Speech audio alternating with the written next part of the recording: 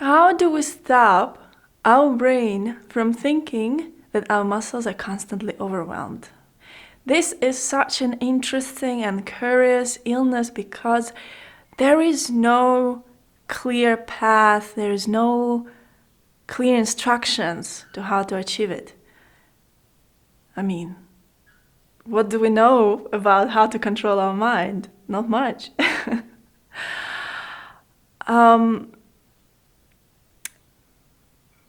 The way to heal myself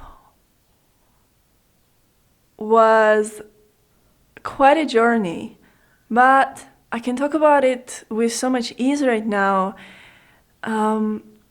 It's almost like when you're over a bad relationship, you know that you're over a bad relationship when you stop crying about it or having like emotional charge about it. It's the same for me with my friend focal dystonia, because I healed myself fully about 10 years ago. Was it 10 years ago? 2012, 13? Oh my god, it was 10 years ago. Okay.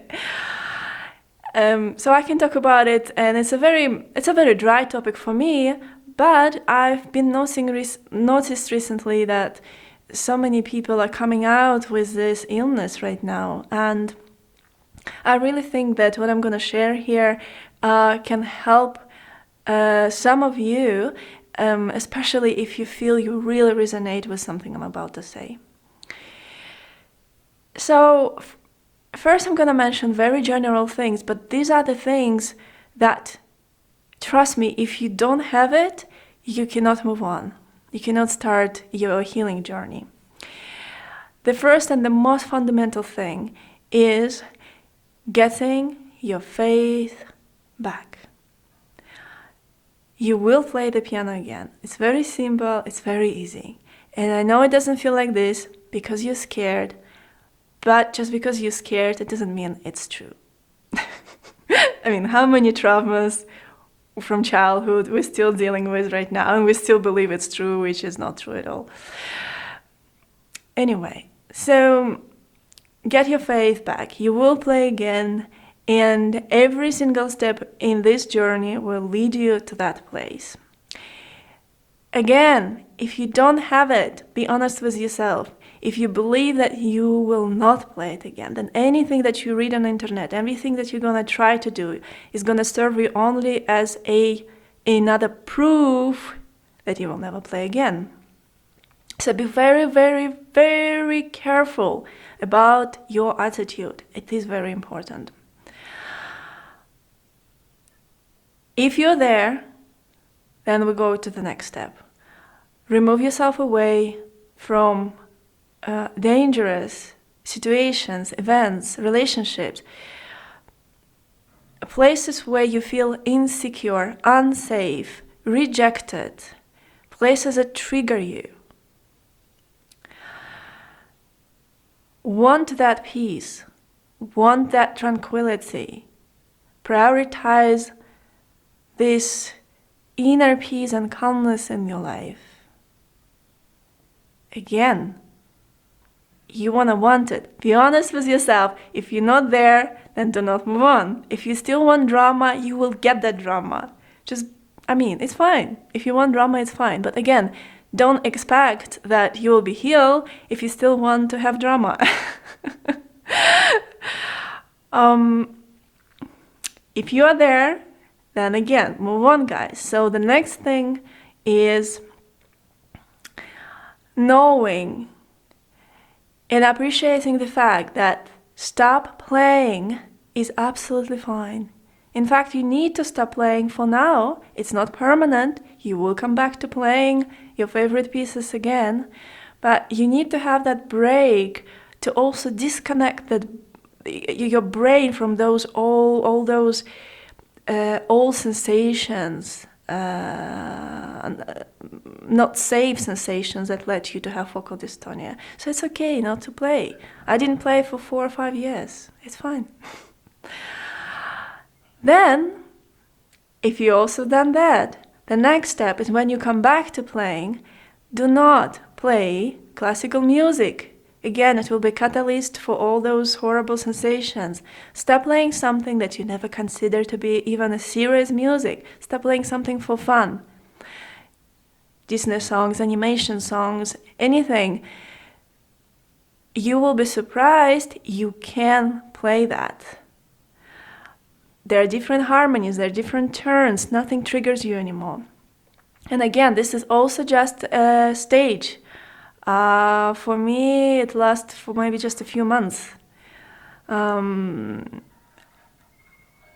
you get your confidence there, then you will be able to come back to classical music. Another thing, do not sight read. Sight readings put so much pressure on your mind, and especially if you're not taught how to read music mentally in your mind, you still put all that pressure on your fingers and your muscles, and your brain gets confused. So again, it's a huge trigger. No sight reading. What was very helpful for me is actually start lifting weights and training and exercising my muscles.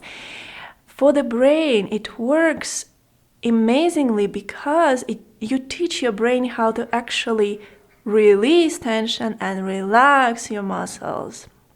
So the stronger your muscles are, the less focal, the less this tingling electric sensations you will feel in your arms and in your palm and in your wrist. Paradoxically, right? Because you would think, well, my mind already thinks that my muscles are overwhelmed. Why would I train them more? Why would I try to tense them more? So that was a great help. I did it a lot.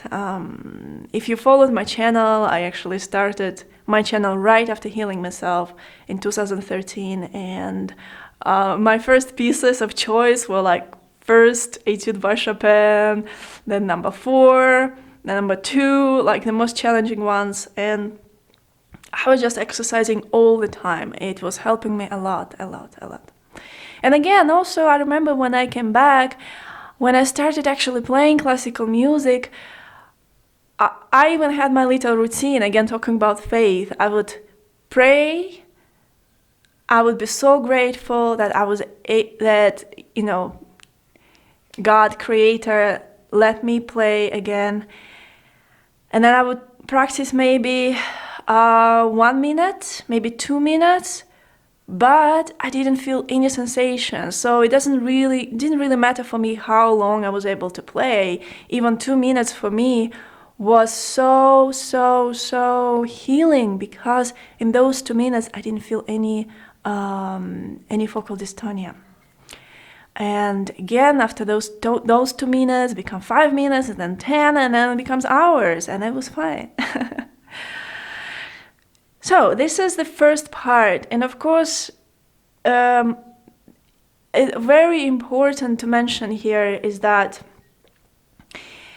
you cannot even after following all of this, you cannot come back and play the piano with your previous sensation, with the previous sensation in your mind and in your arms.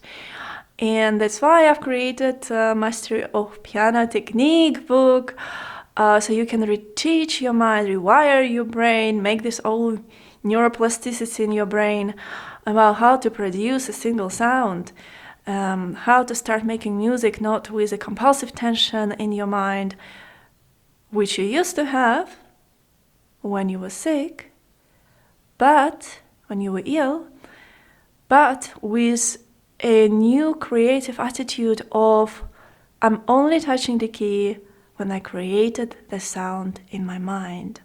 And then have this relationship with the next note and understanding what you're doing in the interval, how you create music between the notes, and how you control that space with your internal singing. And of course, all of this we'll discuss in the next videos. So that was my journey, and that will be your journey as well.